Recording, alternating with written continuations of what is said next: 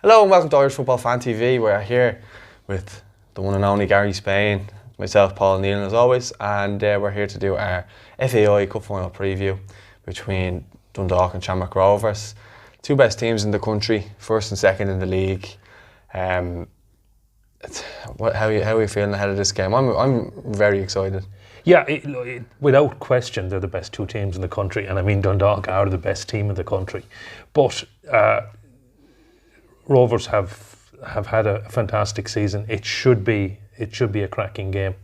I'm hearing about loads of people, well, mainly Shamrock Rovers fans, actually coming home from all over the world for this, and I'm hoping for a record crowd. It should be a great occasion, and there's still tickets available. It should be a fantastic day. Yeah, and you're right in saying that. I do think that it should be a record crowd because, you know, I know Chris Shields is out of the game, but there's players there, Michael Duffy, Jack Byrne, who, you know, people should be going to see. You know, what else are you going to be doing on a Sunday afternoon? Get yourself down to the Aviva, get yourself down to a cracking game. You know, it's not like it's going to be a one-sided affair. I think it will be close enough. I think the first goal will be key in this game. But yeah, as I say, I just think that if you're a football fan or you're an Ireland fan, you should just get down. It's free on the season ticket. Like, you complain that you don't get to see Jack Byrne playing for Ireland. Now's your chance to see him playing for Shamrock Rovers, and he'll be integral to their plans this weekend. You know. Yeah, I mean he is their star player. Just one thing, it is free on the season ticket, but I believe you have to log on and download your ticket. Right. So you can't just show up with your season ticket, but you should have an email as a season ticket holder on how to claim your free ticket, and it's premium level as well, which is nice. Yeah. Happy days, you can get yourself a beer in there. I think I don't think the last couple of years that place has been open for a beer dog when I've been there. So, I normally drive, so I can't remember. Yeah. I think they serve beer. Pretty sure they do. The last time I was there, that was two seasons ago. I was in there. Then I was in with the fans last year. So, and it wasn't premium level. So just go and check it out. I think I'm pretty sure there's been beer at premium level for recent years, but maybe somebody correct me if I'm wrong. Well, I remember getting a coffee there last year, so okay. I wasn't drinking. I've been driving, so I can't. Yeah, well, just in regards to both teams, I suppose we'll look through kind of who the key players are and what kind of way we think that both teams will set up. I mean, Stephen Bradley changes his team more than the weather. Just through alterations and stuff like that. I kind of like the way he sets up sometimes. Sometimes he goes with a back five. It can be a three then when they're attacking. You know, they've got great midfielders in there, and then usually their key forward is usually Aaron Green. Obviously Graham Burks kind of came in there too. But normally the way Rovers have set up has been with Madison goals. Then they've kind of chopped and changed with a back three and a back four and a back five. Obviously Trevor Clark went to Rotherham. Sean Kavanagh's came in there since and done really well. Yeah, I think he's a key player at left back or left wing back for them. There are two main centre backs anyway, Lee Grace and Roberto Pico Lopez, and Joey O'Brien, another ex-Irish international, and who can play as part of a three at the back or as a right back, I presume. Yeah, and he's filled in very well as a right back as well, and sometimes even a right wing back. And I do think whatever way it suits, he could go into a back three as a centre back, depending on whether he plays Ethan Boyle, because I know he likes to have his wing backs nice and high up the pitch, but I don't know what way he might decide not to do that in the first half against Dundalk and try and keep it tight for the first half. So I think that's what he might do, but again, we won't know till the day. But I imagine the likelihood would be a back three with probably Grace, Lopez and O'Brien. I know they went with a back three against Dundalk when they played them up in Oriel when Dundalk won the league. And then I think what will happen is if they do go with the back three, it'll be Boyle right wing back, Kavanagh left wing back, and then it's into midfield, and it's kind of a case where I think even we had Ryan in here the other day doing the team of the season. He was saying it'll kind of be a toss up between Greg Bolger and Gary O'Neill, who signed from UCD, who's came in and O'Neill has been fantastic for them, and I mean, and Bolger is a fantastic player as well. I mean, I'm sure Dundalk would love to have either of them for Sunday, especially with Chris Shields out, but we'll come to that. But I think he'll go with Gary O'Neill. I think Gary O'Neill has been the man with the jersey in recent weeks, so I think it probably will be Gary O'Neill as the holding midfielder. They have so much talent in midfield. It is just unbelievable. I mean, you've Aaron McAnuff, you've Ronan Finn, you've Jack Byrne, you've Watts, Graham Dylan Burke, Watts. Dylan Watts. Yeah, I mean, Greg Bulger. I mean, we're talking about Greg Bulger not starting. You know, I mean, Brandon Kavanagh as well. Brandon Kavanagh. Yeah, I mean, there is so much talent there. They're probably overloaded in midfield. Yeah. But so whoever Stephen Bradley sends out will be some level of talent there. Yeah, you know? I think that'll be a midfield three probably with Byrne. I'd like to see Bolger. I think he's been fantastic. He actually got my pick as a defensive midfielder of the year beside Chris Shields in the team of the season. If you haven't checked that video out, check it out. Obviously after this video, a great 4-man panel. We went through. We had a great debate for nearly 48 minutes, I think it was, in the end. But very long, but very worth it. But yeah, I think it'll either be Bolger, O'Neill, and then I'd say Byrne and Burke. And then, so how many players is that? So you got a back five, you got the three. Well, I think he'll just play Aaron Green. Well, we don't know what formation he's going to play. No, you go up top with Aaron Green, but I'm just mean, so you've got the keeper, and then you got the back. I think I'll call that a back five. So that's 6. Then you got your 3. Then they're still missing 2. Well, maybe he'll play Burke kind of off Green then. Maybe 4-4-1-1, or else for 5-4-1. Yeah, he may even play Bolger and O'Neill, and then Byrne as the number 10 with Burke and Green up top. Yeah, but he's got Aaron McAnuff and Ronan Finn as well, I think. Ronan Finn will come in there. Sorry, well, yeah, Ronan Finn will come in there. Sorry. Yeah. The way they'll set up then, because he might even play that right wing back, because he did that before. He has done that before, and even Jack Byrne could play the right wing back. I don't know. Yeah, no, I don't think he will. I think he'll stay high up the pitch. Okay. And it'll be interesting to see kind of what way they line up. As I say, I don't really know what way up top they'll line up, but I think there's some fantastic players there that we've both mentioned. Getting on to the Dundalk team, I think Gary Rogers. Again, and I think it's worth noting between the 2 goalkeepers, they've both been excellent. I think Manus got a record 21 clean sheets, and Rogers for the 3rd season in a row, I believe, or maybe not in a row, but definitely the 3rd season. He's got 23 clean sheets and an ever present, and it doesn't. Yeah, it seems to be getting better with age. Better, or or just maintaining standards. Yeah, but the standard hasn't dropped. I mean, I think what is he? 38 now? 38. Yeah, I mean, he got another deal then as well. Yeah, look, he's been superb for them. Yeah, and okay, he's got an excellent defence in front of him as well. But I mean, you have to have absolute confidence in the keeper.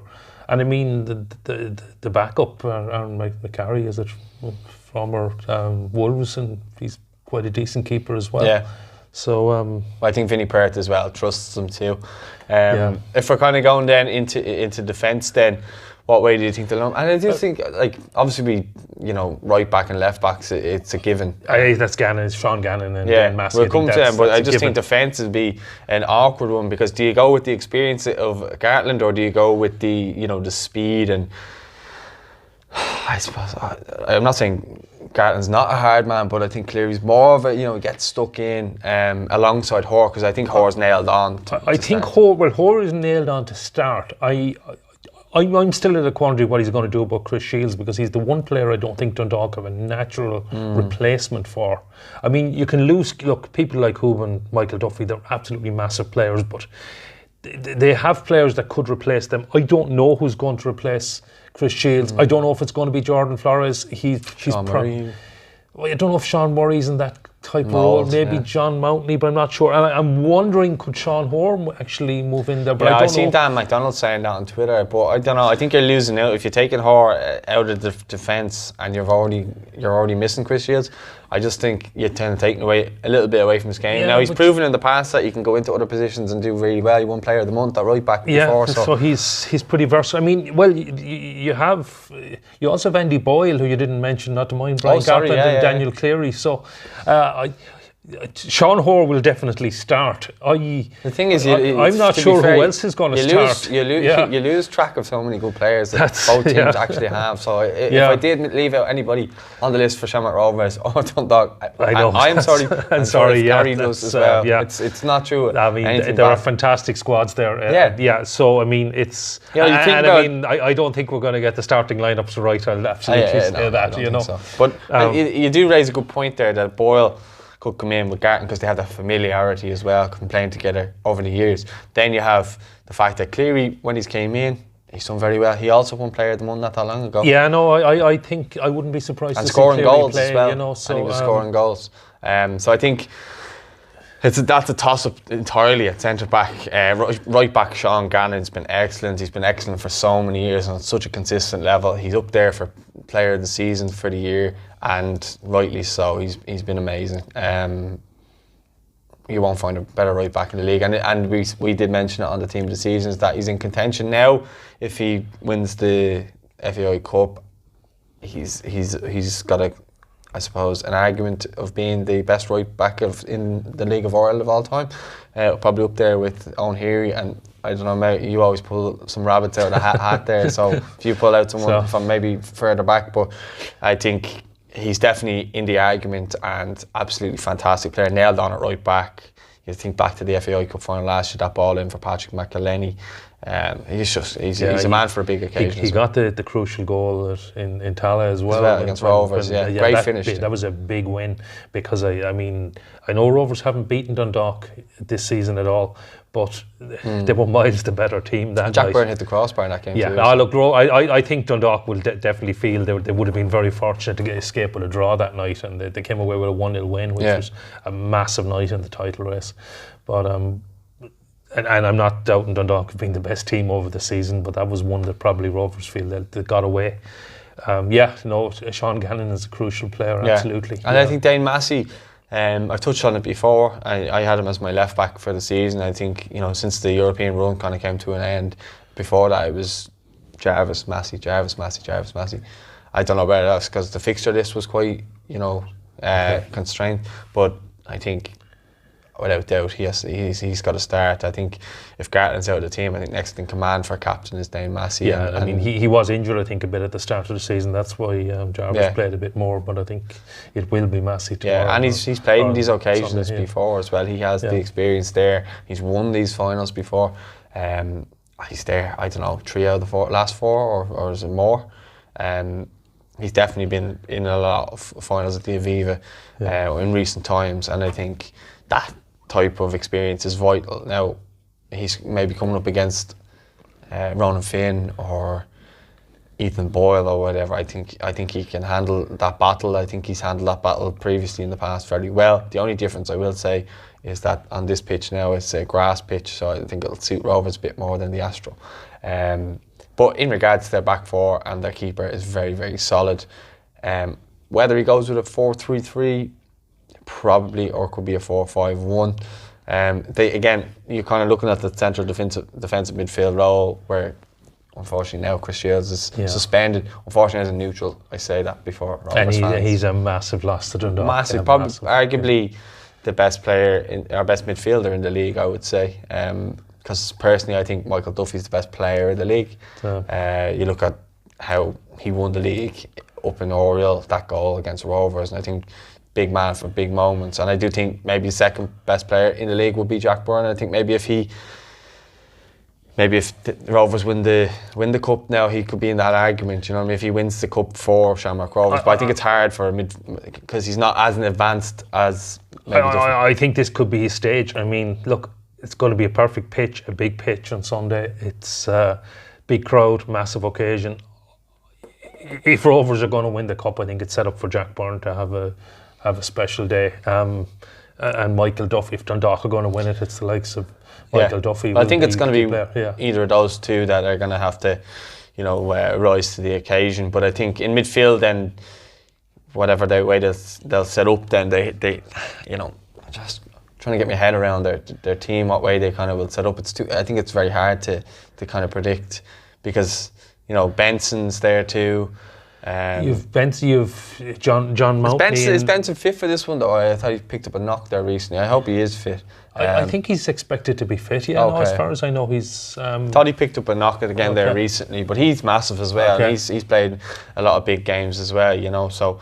You also Jamie McGrath's in there as well, a fantastic number 10.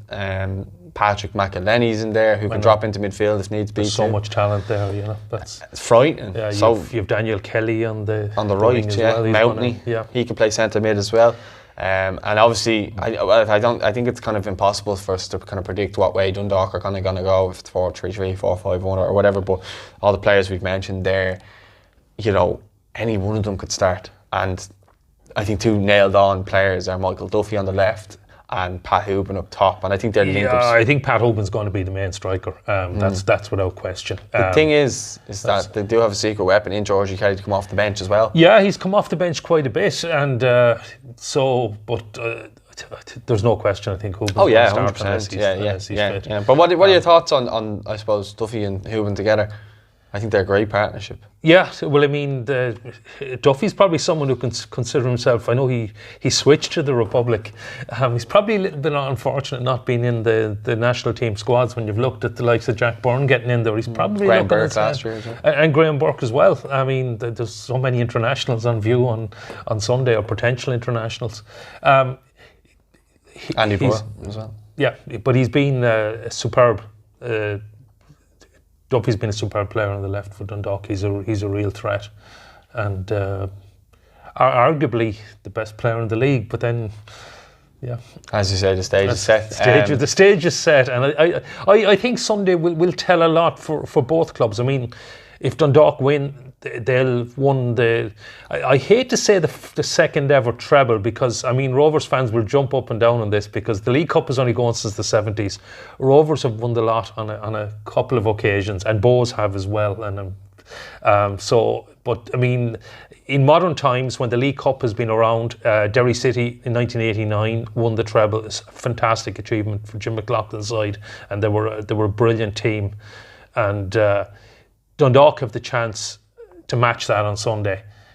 Likewise, Shamrock Rovers have the chance to win, and this is so ridiculous, to win their first FAI Cup in 32 years. Someone who grew up, I mean, Shamrock Rovers seem to win the cup every year. We tell horror stories in Limerick about Shamrock Rovers in the FAI Cup. They've won 24 FAI Cups. It's unthinkable that they haven't won it since 1987. Yeah. I mean, I can remember Rovers winning so many cups. It's just... and even, I go back to a long story, back even before I was born, in 1966, Limerick we didn't win the cup till 1971, but we'd lost for the second year in succession to Shamrock Rovers in the FAI Cup, and Al Finucane was out in the laneway in Dalymount Park in floods of tears, being consoled by fans and his family. And Rovers had won the cup for the fourth year in a row. They'd beaten Limerick for the second year in a row. Ronnie Nolan comes out the door, the FAI Cup in his hand, opens the boot of his car, flings the cup into the boot, slams down the boot and drives off. And I mean, just people looking stunned at that. And I mean, I know 5 years later, when Limerick eventually won the cup for the first time, the train had to stop 3 miles outside of Limerick station because of the crowd, and the players had to walk in. There was tens of thousands of people there to welcome the cup. It's just, at the time, it was just such a thing. Rovers were winning the cup. It was a regular occurrence. They won 6 in a row in the 60s. Even when they last won it, I think they beat Dundalk in 87. That was their third in a row. They'd won four league titles as well. It's just unthinkable they've gone so long without winning the FAI Cup. I know if they do it on Sunday, it's going to be so special for them. I know there are so many fans coming back from all over the world. And I think it will definitely define the season for, not so much for Dundalk, because Dundalk have been champions and they're deservedly so, but it probably will define Shamrock Rovers' season if they actually win the cup. Do you think that Stephen Bradley needs to win this cup? I don't know. Okay, I'll put it in a better way. If Shamrock Rovers win the cup, do you think this could be massive in terms of their mentality against, say, a Dundalk? Because Dundalk have won trophies and they have a winning mentality. And they've been in the Aviva before. They've won. They won the cup there. They won it last year. Yeah, I think it's more important for Stephen Bradley. I mean, he has been under pressure quite a bit, even this season. I mean, they were, 13 points clear at one stage in the league title race. He's certainly not going to lose his job, but it is certainly bigger for Stephen Bradley. I think certainly next season he will be expected to challenge for the title. I don't think there's any question of that. Yeah. I think Rovers will be expecting, and Dundalk will obviously, So I think winning the cup would certainly take a lot of pressure. Now, it may sound ridiculous, and Rovers have been so good this season, and they were excellent in Europe as well. Don't forget that for the big occasions. I mean, to put out Byrne and so go to extra time in Cyprus. I mean, winning one of the main trophies would be huge. I mean, winning their 25th FAI Cup will go down in the history books, whoever manages, and it's probably going to come very soon, if not on Sunday.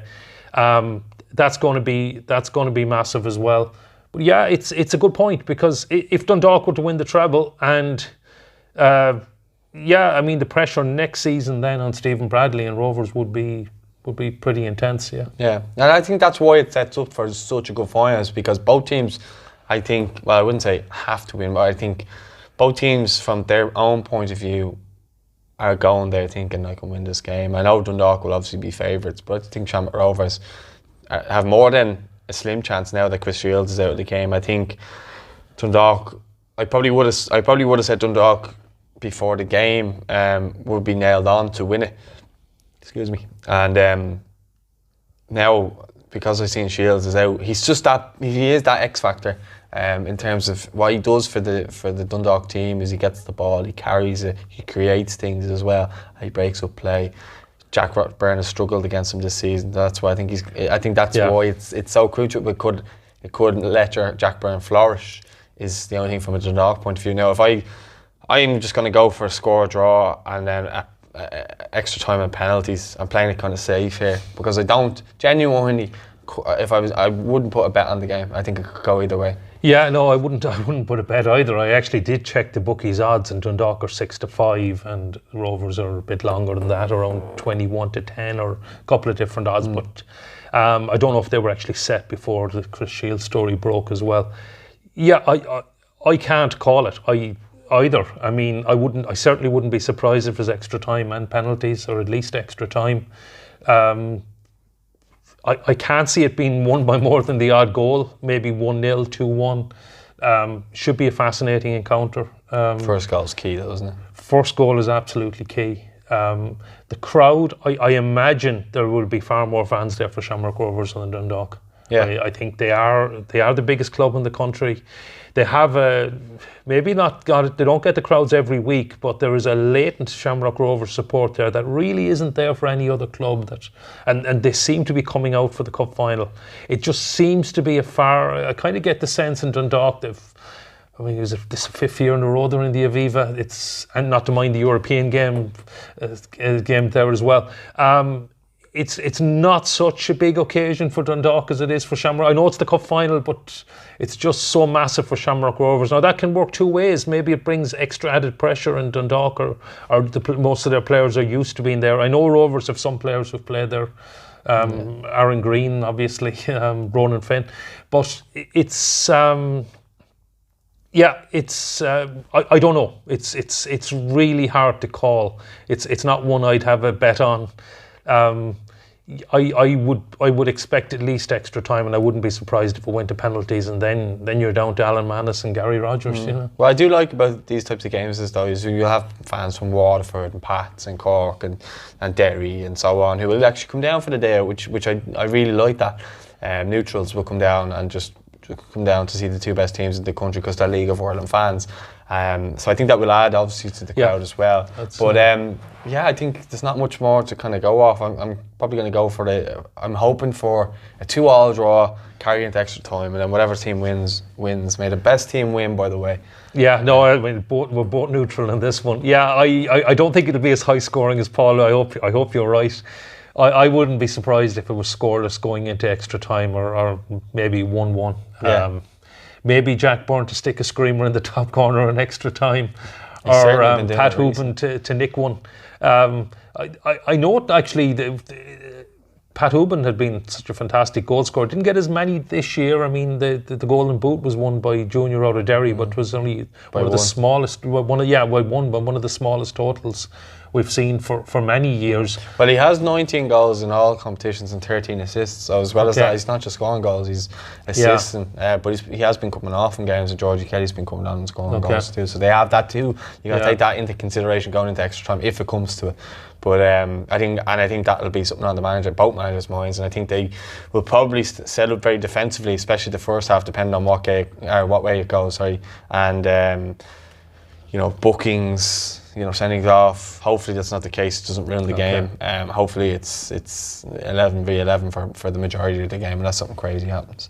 But let us know your thoughts in the comments. Are you going to the game? If not, why not? Let us know in the comments. What do you think the predictions are going to be? What's your preview of the game? And don't forget to subscribe if you haven't already. Drop a like on the video, and hopefully we'll see you soon. We'll be there down at the stadium. Interviewing fans, and we'll also be there for the women's game as well. And you want to do a just if you can, get in early for the women's game at 12:05. It's last year's double winners Wexford Youths against this year's champions Peamount. It's also going to be a fascinating game. I've seen both actually quite a bit. Well, all exclusively against Limerick this year. There's no question Peamount have been the best team. They won the league with 56, I think it was 56 out of 63 points, being pushed very, very closely by Shelbourne, who also only lost one match. Wexford have been well off the pace in third, but they are last year's champions. They have Rihanna Jarrett, who's such a star for the national team recently. Man of the match. Man of the match, yeah. Player of the match, but they say man on and man of the match as well in women's as well. But you've the likes of Anya Gorman on show, former international, still a fantastic player. Former captain this year. And you've Kylie Murphy at Wexford as well, a lovely player, and got her own fan club there in Wexford. That should be a cracker. You have to expect Peamount to win, but you never know. At Wexford, they have the experience and the big occasion. Said they won the double last year, so should be a cracker, and it's well worth getting in early for that. Yeah, and we hope to see you guys at the Aviva. Thanks for watching, and we'll speak to you all soon.